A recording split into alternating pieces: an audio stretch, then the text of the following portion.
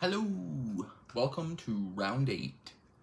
This is, I'm recording back-to-back nights because on my last episode I did last night, I said that I only had 5 movies to watch, so I watched them all and added them in here, so I actually got it done by tonight. So I'll be posting, I'm not going to post this tonight actually, I'm recording the night after I posted my last one, but I'm going to save this for tomorrow night because I need time now to watch another 20.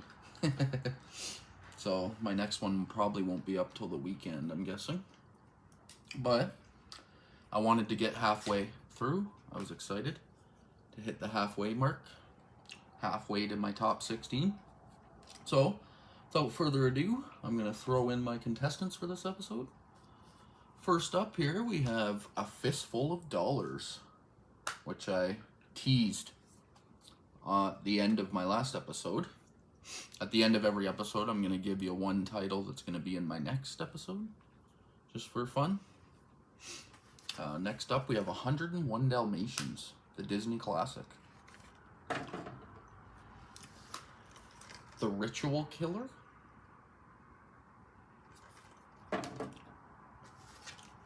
Psycho, Hitchcock's classic.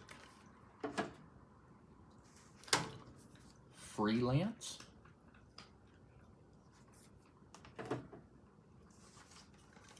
Superbad.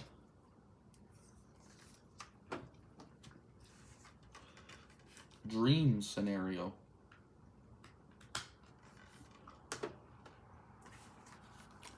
The Cabinet of Dr. Caligari.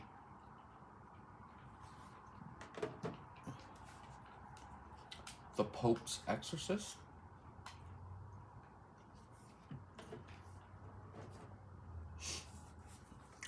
Nightmare Beach.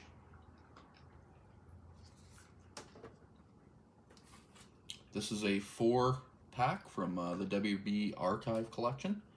This is horror thrillers. We have Innocent Blood, Body Snatchers, The Hunger, and Wolfen. All 4 of them going in. Kill Her Goats.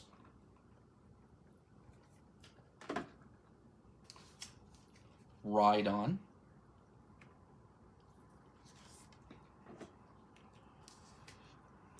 News of the World.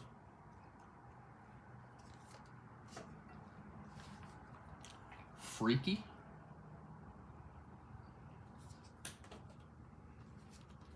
The Postcard Killings. And last is Night of the Living Dead, the classic. So yeah, here we go. This is another wide range of titles and some absolute bangers here and a couple duds. And you'll find out what those are pretty damn quickly. Especially the duds.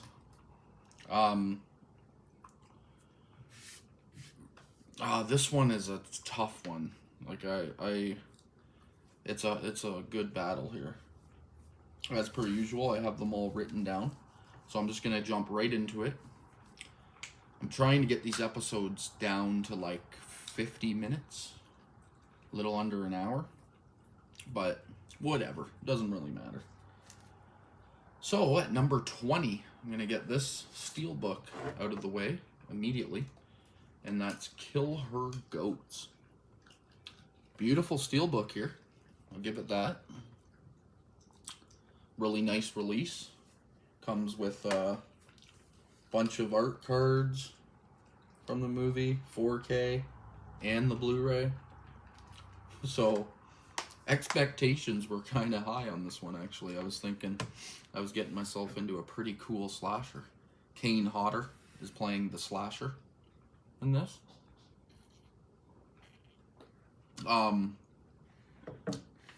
Boy, is this movie terrible.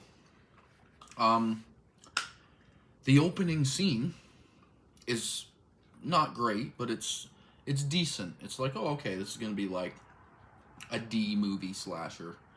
It's gonna have some good gory kills, and that's about it. That's what I was expecting. But no, boy was I wrong. So, after the opening scene, which delivers a pretty good gory kill, basically, you just watch these 3 girls walk around their house naked and taking their shirt off and putting their shirt back on, and then, like, it's comical for about 10 minutes. Like, I was laughing my ass off for about the first 10 minutes of it. I was like, oh my god, this is funny. They're just making fun of movies, how silly they are, because it would show the girl, they'd all 3 of them, they're having like a slumber party kind of thing. All 3 of them would be talking, and then all of a sudden they just get up and be like, alright, I need to change my shirt, and they'll pull their shirt off really slowly, and then put a new shirt on and show their friend and be like, do you like my new shirt? And then the next girl will get up, do it, and so I was laughing. I was like, okay, they're just making fun of how silly the nudity scenes are in horror movies. But then it continues for another 45 minutes. That's all the movie is, essentially, until the final act. It's literally, they'll go get in the shower one at a time. Suddenly they need a shower. They'll go jump in the shower, and then they'll hear a noise, and they'll look out, and nothing happens. And then they go back to showering, and that girl will get out, and then the next girl will be like, I think I'm gonna shower. So it is just, it's fucking terrible. If you just want to see 3 girls nude, I guess, then watch this. But I mean, like, you can just go on the internet and look at that. You don't, it's silly. But to each their own. Like who knows? Like, if you'd like minimal story, like almost no story whatsoever, a killer that doesn't show up until the final act, a terrible fucking brutal acting, it's just shit. Like, it's too bad too. I was really pumped for this. This is the second 2.5 times I've watched this movie. This time I turned it off halfway through because I was thinking, oh, maybe I just missed something on my first 2 viewings, but no. I was just like, fuck it, I'm not wasting my time with this. Sorry about the nails clicking, my dog's out wandering around. So Killer Goats takes the number 20th spot at a 0.5 star. And my number 19th spot is also a 0.5 star. And that's The Ritual Killer. This one stars Cole Hauser and Morgan Freeman, as you can see on the front. And I like Cole Hauser. Morgan Freeman's legendary, but I like Cole Hauser's acting. He's just usually a hard-ass, badass kind of dude. And he is in this. But the storyline, it's kind of like, I hate comparing this to a movie like Seven or Longlegs, because it doesn't deserve it, because this is a 0.5 star. But that's what it is. They're searching for a killer, and it's a witch doctor that eats people's hearts. Awesome concept. But holy moly, does it not deliver on anything whatsoever. And it feels like one of those just cash-in roles for each of these actors. Nobody gave a shit what they were doing. They were just like, alright, hold the script up while I act. That's how bad it is. And the ending's just like, it's just one of those like, okay, sure, I'll live with that, I guess. But yeah, I can't give this any higher than a 0.5 star. It's just, it's stupid, pointless, dumbass shit. But hey, if you feel the need to give it a watch, try it out. Maybe you'll like it more than me. And then next up here at number 18, I have a Jackie Chan movie. This one's called Ride On. This one I gave a 2. So I just went from 2 0.5 stars up to a 2. That quote, outrageously funny, is a little bit overdone. It has some funny moments, but this is more of a heartfelt story. It's not action. It's not an action movie. So, like, I think that might have been my biggest problem, is that when I go into a Jackie Chan movie, I'm always expecting some, like, action scenes. This doesn't really have any. It's more about just, like, an aging stuntman, basically. He used to do stunts on movies, so basically what Jackie Chan is. And he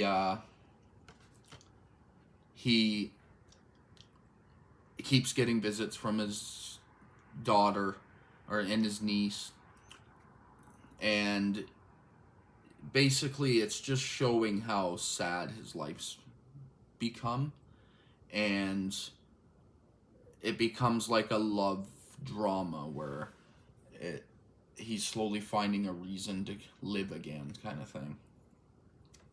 Mixed with some comedy, some good stuff with him and a horse. Like, his horse is his best friend, basically, and there's some sad stuff there. Like, a 2 might be a little harsh. I'm gonna be honest. Like, it might deserve a little bit more than that, but I just was disappointed. Man. I'm a Jackie Chan super fan, basically. And I'm just expecting some action with his movies, and it didn't deliver. I'll just leave it at that. If you love Jackie Chan movies like me, then obviously grab this one, add it in your collection. You have to have his entire catalog. I'm only missing a few movies of his entire catalog. And it's only because the releases on them are very hard to find. But that's all she wrote for that. At number 17, I have my first elimination from this 4-pack here. And I'm going to eliminate the most critically acclaimed movie in this pack. And that's The Hunger, with David Bowie and Susan Sarandon and a few other familiar faces. This movie, although it has really cool visuals and sound, and it also has okay acting and some like a decent storyline. David Bowie, it's kind of like a vampire movie, sort of. Like, it is, I guess. I shouldn't say sort of. And David Bowie, his character, has to drink people in order to stay young. And he's really old, but he's kind of like tired of it. And he's going to a psychologist to just try to get help with what he is and what he has to do in his life. And then the psychologist ends up meeting his wife, and then it just turns into like a lesbian, like, erotic sex movie, I guess. And it just wasn't, I don't know, I just found myself bored. I honestly, halfway through, the first half I was into it, and I'm like, oh sweet. That's why I gave it a 2.5. Because I was sucked in on the first half, and then the second half, I started to fall out. It started to lose me. I didn't really care. This was a first-time watch as well. Maybe on further viewings, I'll start to appreciate it more. But for now, it's sticking at a 2.5, and it's taking my 17th place. Regardless, I don't think it would ever be good enough to break even my top 10 probably on this episode, even if I got an appreciation for it more. But yeah, The Hunger, cool 8 movies, cool vampire movie, needs to be checked out, see for yourself, from the 80s. And then next up at number 16, I have Freelance. This is just a fun action movie from a couple years ago. John Cena, Alison Brie, and Juan Pablo Raba. I've never heard of him. I don't even know if I've seen him in anything else, but he's really funny in this. It's just your typical action movie. I gave it a 2.5 just because it doesn't do anything I haven't seen before. But it's fun seeing John Cena in movies from WWE. And Alison Brie's character goes to interview a guy that's considered a dictator in his country. And you find out that he's not really who he is, who you think he is. And there's some other things happening, and corruption and stuff. And John Cena is sent there to get her out, basically. Get her out of the country. And he just gets sucked into this action-heavy storyline.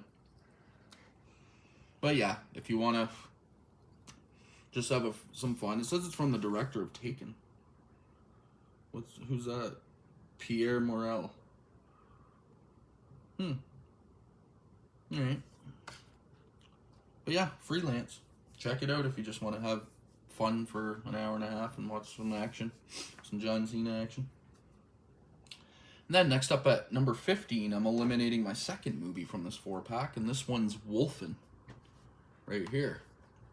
One cool thing about this, too, this WB Archive collection, is each movie gets its own disc, which is nice. It's not 4 on one disc. Each movie gets its own disc. So this was a first-time watch for me as well. And it was pretty solid. I ended up giving this a 2.5 as well. It's pushing on to the 3 area now, but still a 2.5. And it's a werewolf movie, obviously. You can't have that title and not be a werewolf movie. And it's like a Native American werewolf movie where they're like shapeshifters. And there's some decent kills. Nothing like awesome. They're just quick because they're trying to hide who the killer is, basically, and what's doing it throughout the movie, so you don't really see much. You're kind of just seeing through the eyes of it. And you find out that it just has a historical storyline, like they're doing it for a reason. You know what you're getting with that. I don't want to say too much because I'll spoil it. But decent werewolf movie. It's worth a watch. The werewolf genre isn't overly stacked with movies, so they're hard to come by. At number 14, where am I pulling this from? Right here. The Postcard Killings. This is another movie in the vein of like Longlegs. This is a 2.5 again. But it's another one that I shouldn't be comparing to those movies. It's just another serial killer thriller. This one ends up being... I can't tell you who it is because there's a twist, like they always have in this. But Jeffrey Dean Morgan plays lead detective. Frank Jansen plays his ex-wife. And their daughter was on a backpacking across Europe type deal. And she's gone missing. So he goes looking and they find her body. And it's been displayed as an artistic, grotesque displays, basically. So there's a serial killer or killers. And they're capturing people and displaying them in just like horrendous artistic ways. Like cutting their bodies apart and like almost wax melting the bodies into... So that part was all cool. I actually liked all that. This one kind of shocked me a bit. It just doesn't have any like moments. Like any moments where you're just like, oh my goodness. It's just by the books. And that's why it sticks at a 2.5. It doesn't go higher for me. It just feels like it's playing it safe. It's getting its movie out. And that's about all she wrote. It had potential to be much higher than it is. And then next up at number 13, I have, this is from the Kino Cult line. This is number 9 on the spine there. And this is Nightmare Beach. Has the reversible art on the inside. This is a 4K as well. So you got your reversible art. I think this comes with the Blu-ray too. Yeah. The 4K and the Blu-ray. And this was a first time watch for me as well. And I gave this 2.5 again. So we're just stuck here at this 2.5 standstill. And I think, although I enjoyed the kills, and basically John Saxon, who plays the dad in Nightmare on Elm Street, amongst tons of other things, but that's his most famous role. And he is a sheriff of this small, like, party town, like a Mardi Gras kind of college, like, party town. And sorry, I was trying to think of what they call a spring break. Jesus, my brain. It's like a spring break town. And teenagers start getting whacked.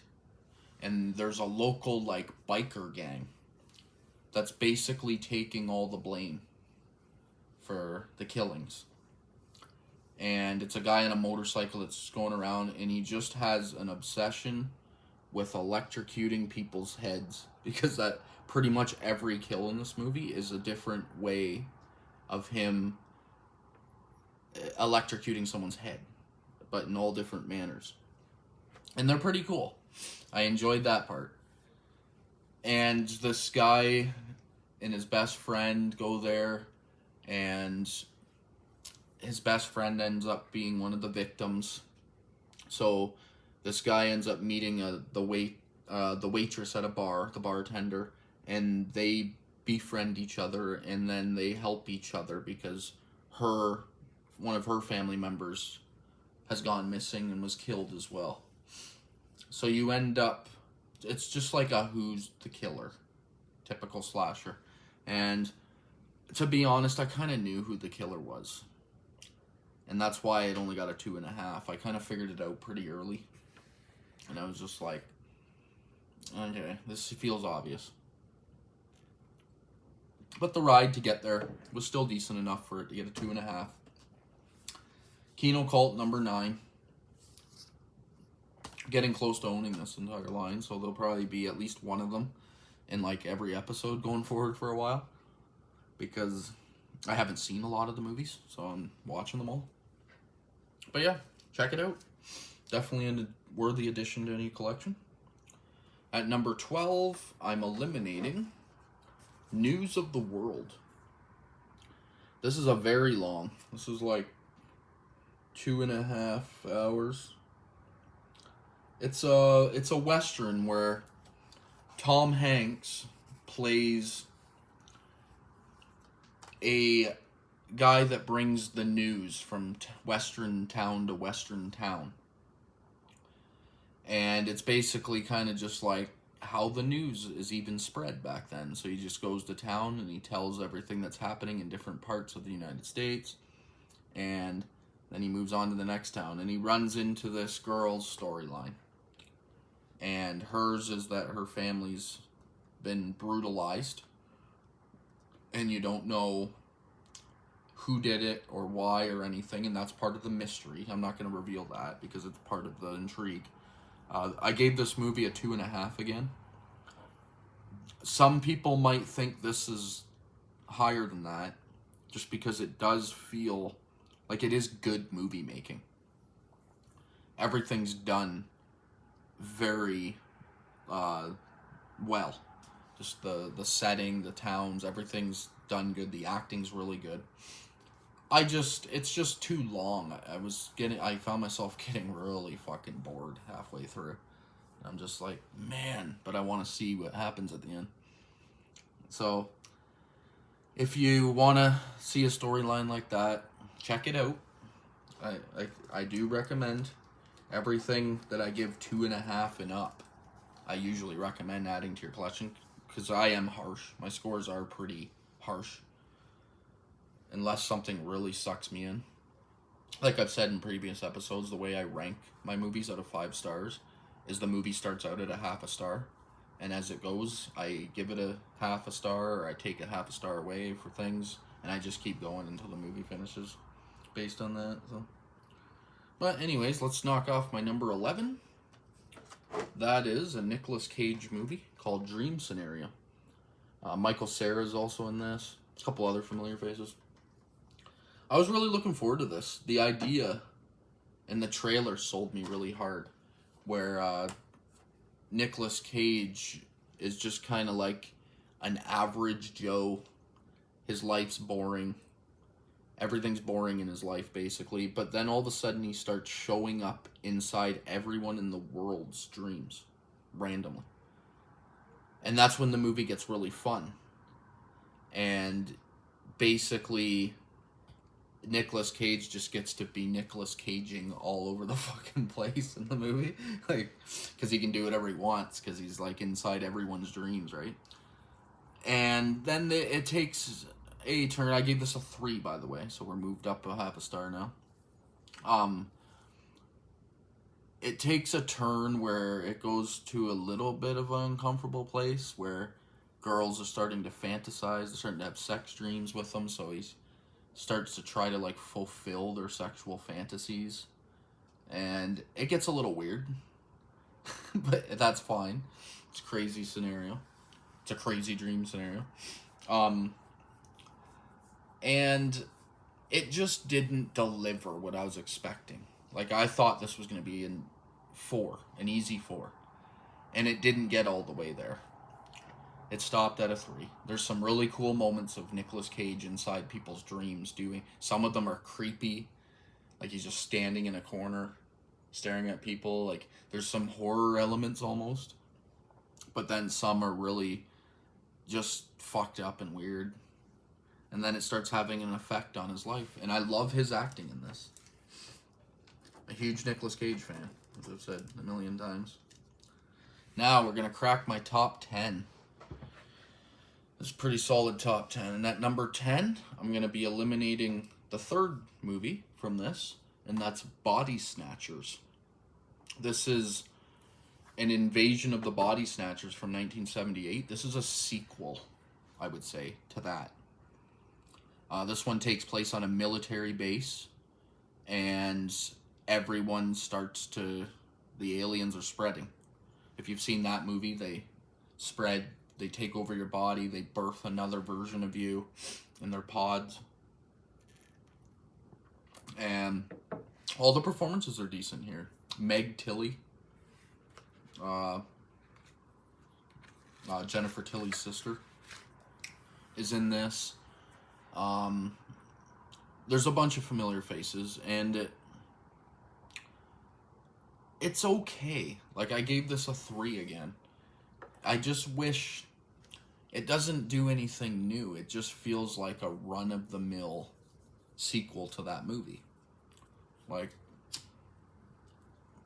the original already told the story, and this is just like a reboot / sequel where it's just doing the exact same thing, even some of the exact same scenes, just done in different ways. And it's good. Like, it's a 3. Honestly, some people might think it's worse than that. Some people might think it's better than that. But I had some fun with it. It wasn't terrible. This was a first time watch. And then, my number 9 is... What is it here? My number 9 is Freaky. This is from a couple years ago, 2020, I think. Almost like 4 or 5 years ago. Love Vince Vaughn. I really like the girl in this, Catherine Newton. Think she does an excellent job.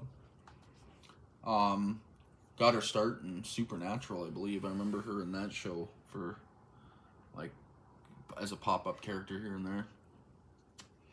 It's Freaky Friday, but with a slasher twist. Vince Vaughn is just a serial killer that's known in this town, and he accidentally swaps bodies with a cursed object, knife, with Catherine Newton's character. So now Catherine Newton's the serial killer, and he's so it's got some funny moments, some weird, uncomfortable moments with Vince Vaughn and the teenage boyfriend to Catherine Newton. It's some pretty uncomfortable, funny shit there. Decent, like, pretty solid kills. Like, some of them are really nasty. The opening scene is probably the best one, though. Really good opening. Gets you sucked in. And it's this is just a fun slasher movie. Nothing more, nothing less. It's just a fun one from beginning to end. With a ridiculous concept. Lots of good teenage high school drama moments. Stuff like that. It's like Mean Girls and Freaky Friday and slasher horror all mixed into one.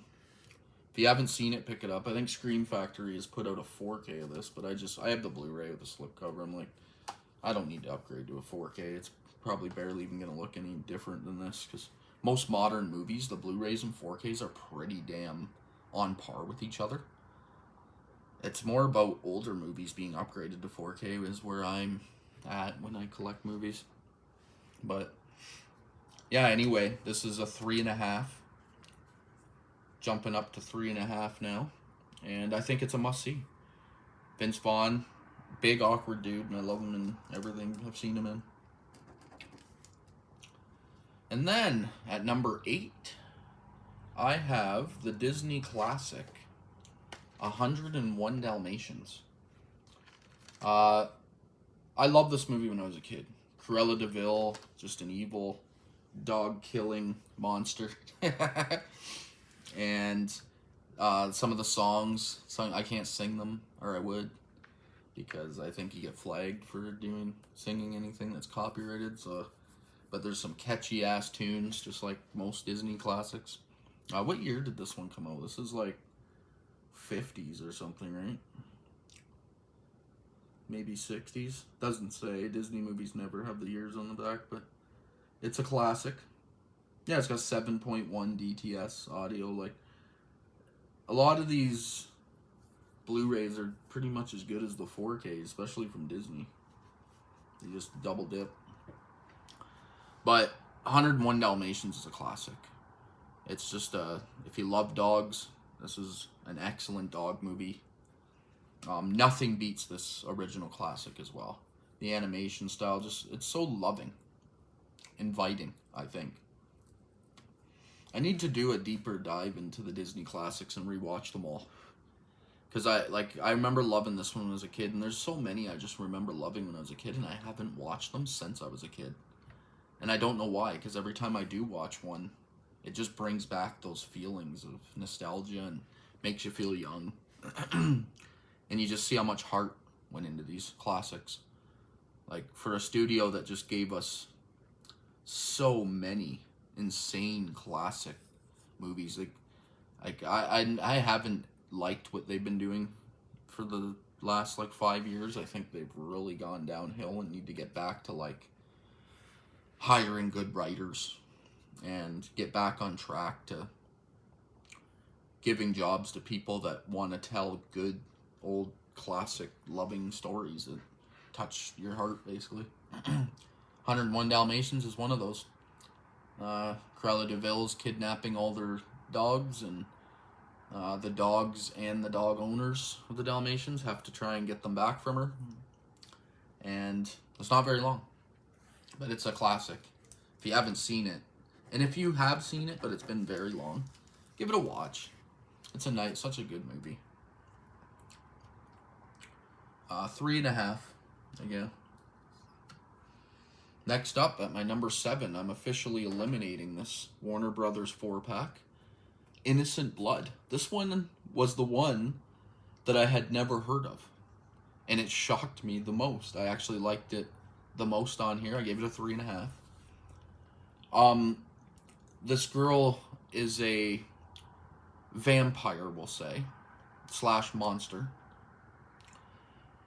but she's had enough of killing. So she is going to kill herself at the beginning. I'll give you just a quick sum up. And instead, she opens up a newspaper and sees that her town has a really bad gangster problem. So she decides to just start killing gangsters and starts. It's like Batman, basically. She's gonna get rid of the bad guys in this city. And so then it becomes a gangster story, and you're getting to know all the gangster characters who are comically ridiculous. Like it's very silly style. But her kills, like when she goes to eat somebody, her eyes glow really bright red, and it looks cool. And tons of nudity if you're into that. Some pretty drawn out sex scenes at a couple moments, but it was just solid 3.5. Like, I'm looking forward to giving this another watch. Might even go up a little bit higher. But yeah, the Warner Archive 4-pack collection, must grab for your collection.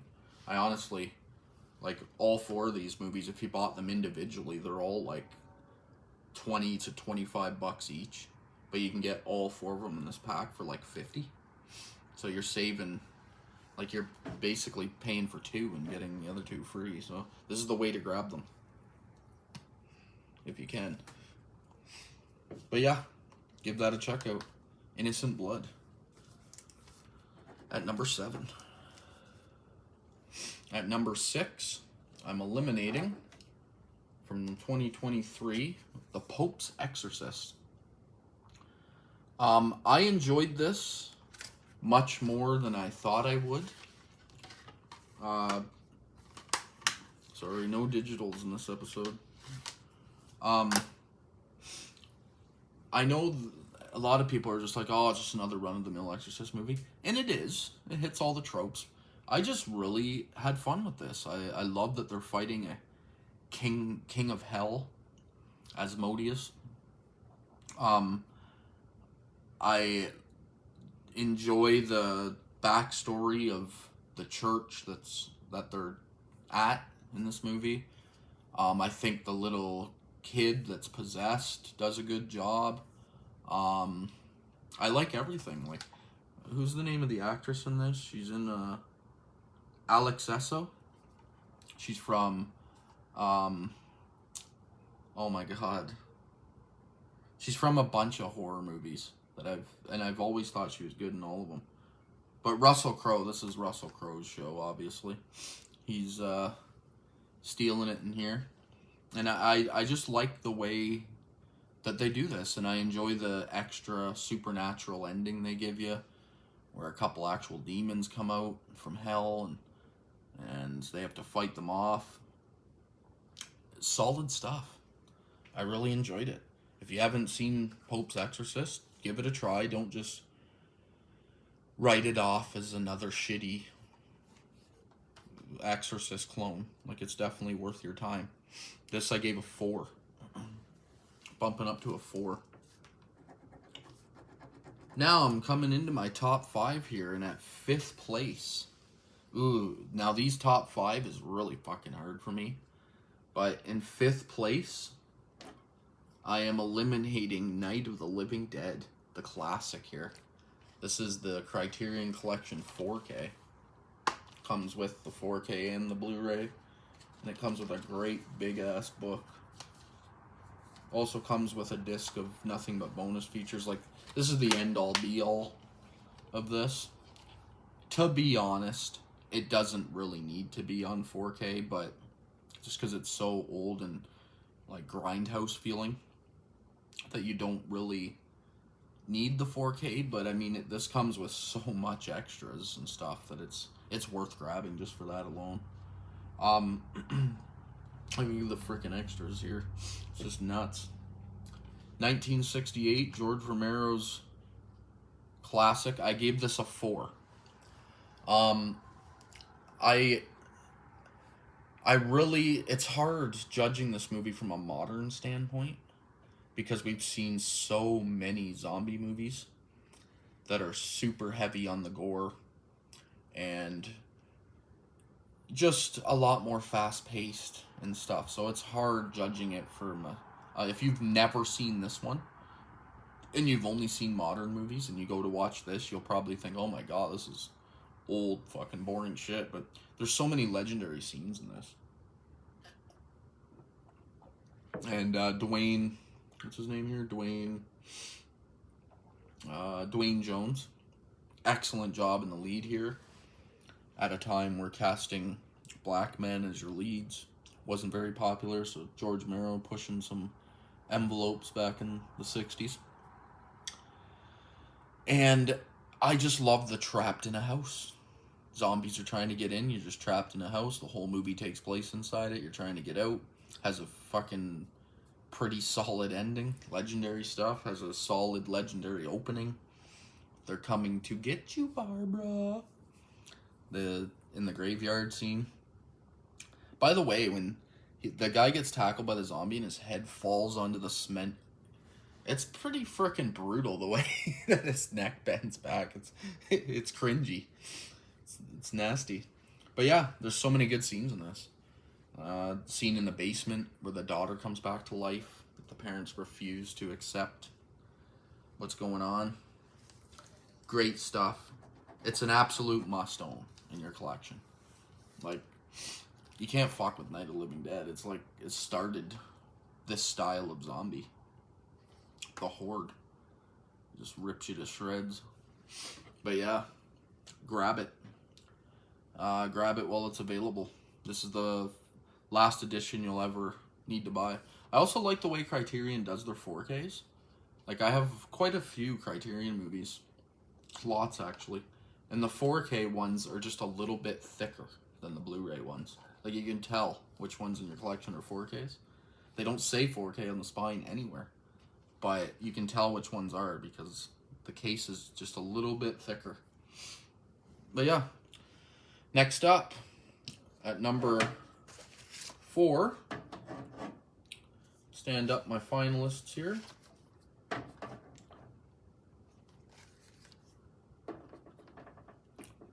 Next up at number 4, I have A Fistful of Dollars. The Sergio Leone, Clint Eastwood starring classic here. First time watch for this one. I'd seen The Good, the Bad, and the Ugly, which is the third in this trilogy, the Dollars trilogy. But I've never seen the first two. So I just recently bought them both. This first one is Kino Lorber. It's just their studio classics. It's only the Blu-ray. They do have a 4K of it, but it was over double the price of this Blu-ray. And here in Canada. And I wasn't willing to pay that much extra. Because it was just too much. It was like 50-something bucks here. I'm like, 50-something, or I can pay fucking like 20 for this Blu-ray with a steelbook, or with a slipcover. And one thing that annoys me though is there's no reversible art. Like, usually when you have slip-covered Kinos, they give you reversible art so the inside you can swap them. I don't understand the point of a slipcover if it's the same art that's on the inside of the case. It kind of irritates me. But with that said, Fistful of Dollars. Solid. This is a 4 again. Pushing into a 4.5 even. Like it. The score, I'll start there. The score is just sucks you in immediately as soon as the movie starts, and they continue to do riffs on it throughout the entirety of the movie, and I absolutely love the score. 5 out of 5 for the score. Acting, 5 out of 5. It's fucking solid shit here. Clint Eastwood is just awesome. Like, he delivers one-liners, he delivers just a persona that is legendary. The man with no name. And he arrives in this town, sort of a town, it's like a village, and you don't know why he's there. It's just very, like, open-ended, like, it's just discovery, right, the whole time. And there's this local gang that's basically running shop in this town, in this village. And then there's the army who keeps showing up, and they're doing like trade deals back and forth, but there's secret corruption taking place. And Clint Eastwood is there on his own private mission that he just sets himself. He's not working for anybody. He's just there on his own private agenda. And he's basically like a gun for hire sort of attitude. And he falls a little bit for a girl that's the wife of one of the outlaws. And bad things is happening to this girl, so he puts his life on the line to try and get her out of this place. And some awesome fucking gunfights and bloody ass gunfights take place. That's the thing with spaghetti westerns, is they're not scared to get gory and bloody, which I like. So, must see this trilogy. Even if you hate westerns, these might sell you on it. Honestly, they might. I'm not a huge western person. I've seen like a few dozen, and this one so far is top probably 10, maybe top 20 that I've seen, the entire genre. So, gotta check that out.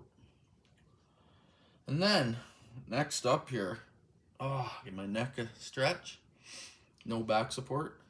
I will be eliminating, in third place, The Cabinet of Dr. Caligari. I've sold this on my channel before. This is the 1920 silent classic here. It's widely considered almost the dawn of horror. Like, this could be considered the first horror movie ever made, full length. Just solid shit, man. This is directed by F.W. Murnau, right? Possibly. Can't remember here. Oh no, it's directed by Robert Wien, or Wine. It's got the F.W. Murnau stamp of approval down here. I did a whole episode selling this, one of my must-own. So I don't need to go deep. There's Kino has put out a 4K of this as well. This is just the regular Blu-ray. I don't think I'm gonna upgrade because this movie already looks phenomenal, especially for a 1920 like silent classic. But I love everything here. The fucking set designs, the acting is awesome, the storyline is engaging, and I kept wanting to see more and know what's going on. Super gothic feeling.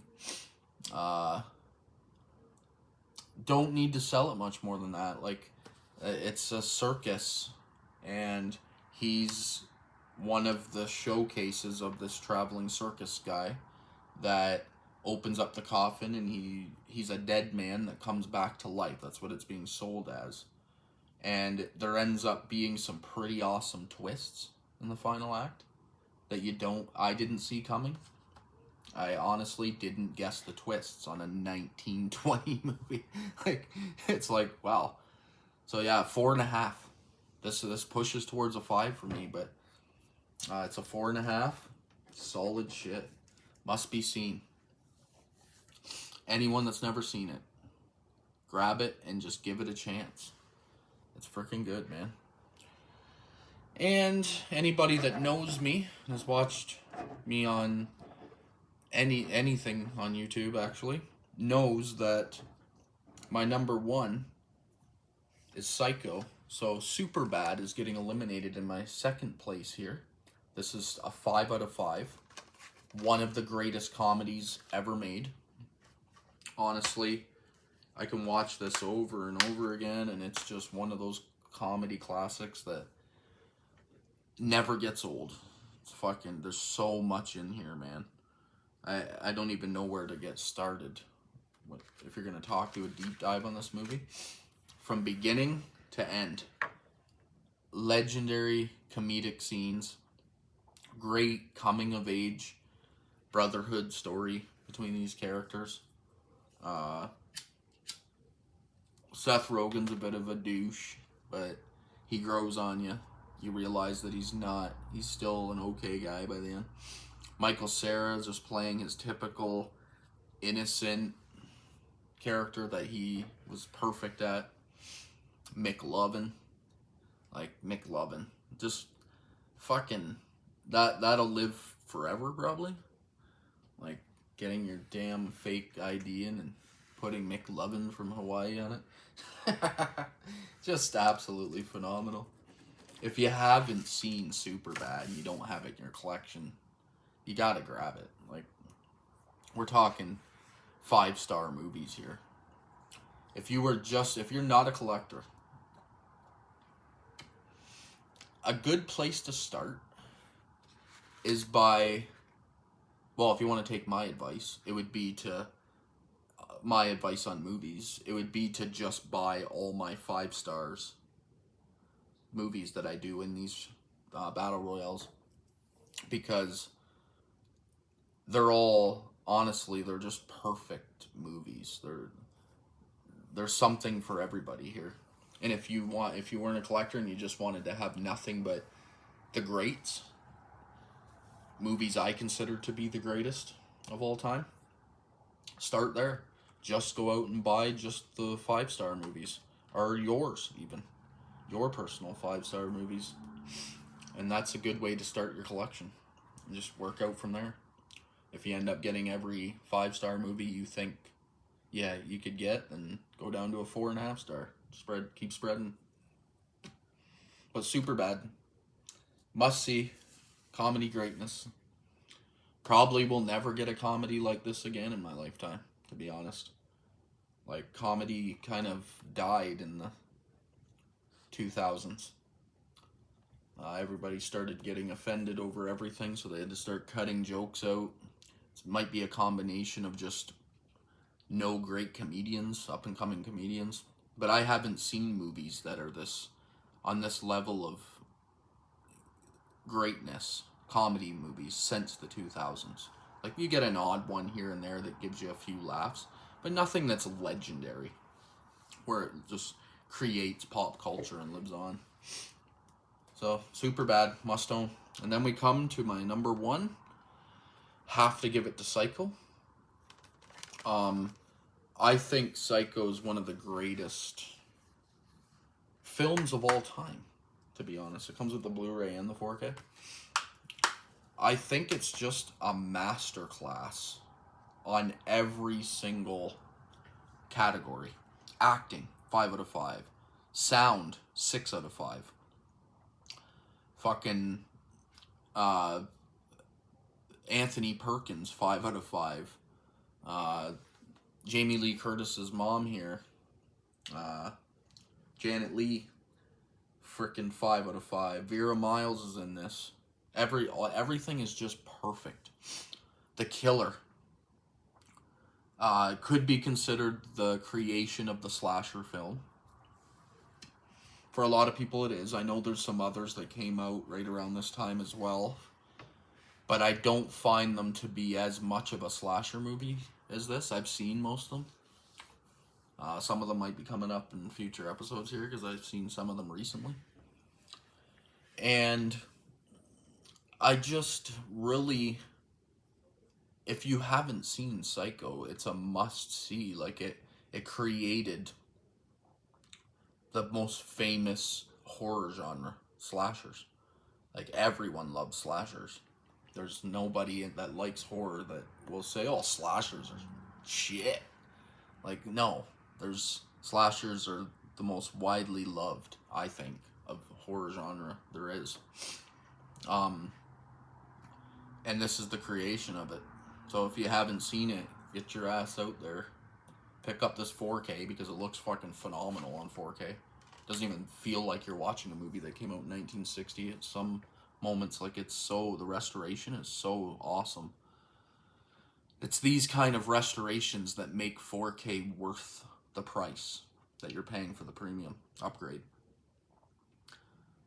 Because they just feel like they could have came out yesterday and just filmed in the style to feel like it came out in 1960.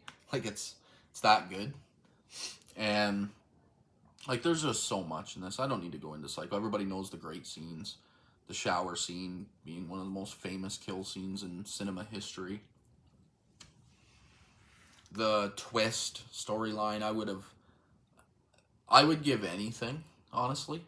If time machines ever become a thing, I would love to go back to 1960 and does tons of years and sit in a movie theater in 1960 and watch people watching Psycho, because I bet you the reactions, like knowing what you know now, basically, just getting to look around at people, I bet you when they reveal him at the end, it just like blew people's fucking minds, probably.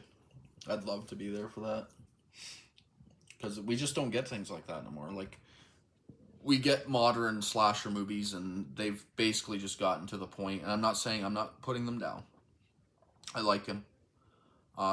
They've gotten to the point where it's just a showcase of how much brutality can you take. Basically, can we show you? Because they've just run the storylines into the fucking dirt. Like, there's nothing left to do. So they're just like, all right, let's just up the gore to 11. And this movie has like no gore, couple slash scenes, but nothing brutal. And it just shows that what genius filmmaking can actually produce if love and care for the art form is put into it. There's my rant for the episode. And Psycho takes my number 8 position, so halfway to my King of the Ring. Psycho is a worthy fucking addition to that final 16. And God, is it going to be fun to rank those against each other. Jeez. It's going to take me some time to figure that out, because I want these to be like my set in stone rankings.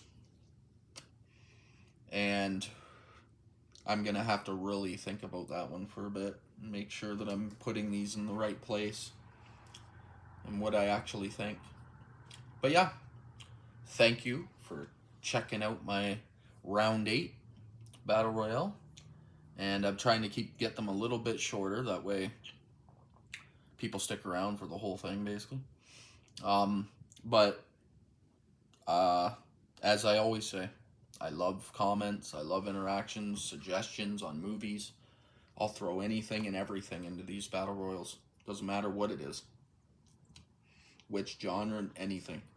Name it. I don't care if it's cheesy rom-com. I'll throw it in. I'll watch it and throw it in. Let you know where it lands. But anyways, thank you, and I'll see you for round 9.